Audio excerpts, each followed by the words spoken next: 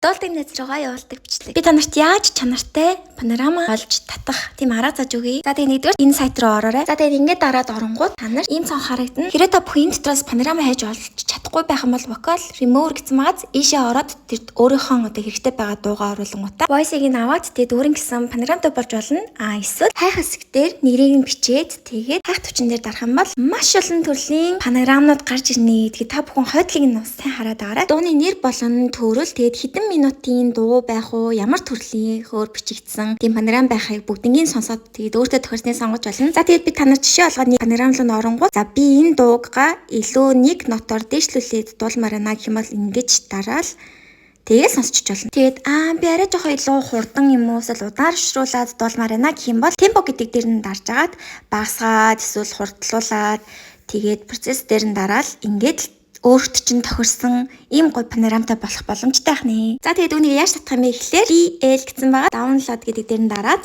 тэгээд болоо. За би та нарт өөрийнхөө өнгөө панорамттай арга зааж өглөө. Тэгээд таалагдсан бол лайк дарахаа мартаа. Баярлалаа.